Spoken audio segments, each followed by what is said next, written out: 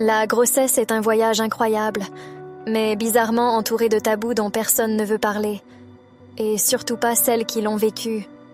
Derrière les sourires et les félicitations se cachent souvent des réalités moins abordées. Des tabous que l'on chuchote tout au plus. Aujourd'hui, nous levons le voile sur les 5 plus gros tabous de la grossesse, pour que vous ne soyez pas prises au dépourvu.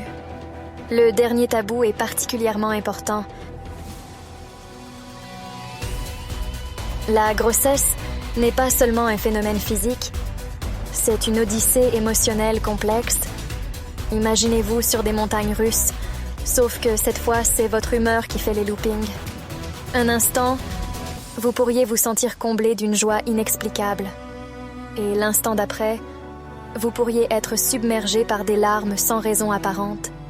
Ces fluctuations peuvent être déroutantes, voire effrayantes, mais elles sont le résultat de changements hormonaux intenses qui accompagnent la grossesse. Il est essentiel de reconnaître ces émotions comme des invités temporaires, de s'armer de patience et de compassion envers soi-même, et de se rappeler que ces tempêtes intérieures finiront par se calmer. Parlons maintenant des changements corporels qui vont bien au-delà de la simple rondeur attendue. Oui, votre corps va changer, mais de manière que les magazines et les films omettent souvent de mentionner. Des fuites urinaires lors d'un éclat de rire aux hémorroïdes, en passant par les changements dans la poitrine, et même une augmentation possible de la pilosité. Votre corps traverse une métamorphose complète pour accueillir la vie. Ces changements peuvent affecter votre image corporelle et votre estime de soi, mais il est crucial de se rappeler qu'ils sont temporaires et représentent la puissance et la résilience de votre corps.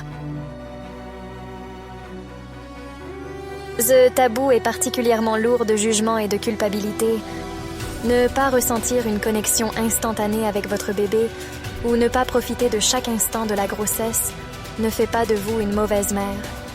La construction de ce lien est un processus qui, pour certaines, peut nécessiter du temps et des expériences partagées après la naissance. Il est important de s'ouvrir à ses sentiments sans honte, de partager ses doutes et ses peurs, et de se rappeler que l'amour, sous toutes ses formes, peut nécessiter du temps pour fleurir pleinement. L'accouchement est souvent entouré d'une aura de mystère et de crainte, alimentée par des récits polarisés qui oscillent entre l'idyllique et le traumatisant. Il est normal de ressentir une gamme d'émotions à l'approche de ce moment, de l'excitation à la peur la plus profonde. Ces sentiments sont valides et méritent d'être exprimés et discutés. Préparer un plan de naissance, s'informer sur les différentes étapes de l'accouchement et les options de gestion de la douleur peut vous aider à vous sentir plus en contrôle et à aborder cet événement monumental avec confiance. La santé mentale pendant la grossesse est un sujet trop souvent négligé. Éclipsé par l'attention portée à la santé physique.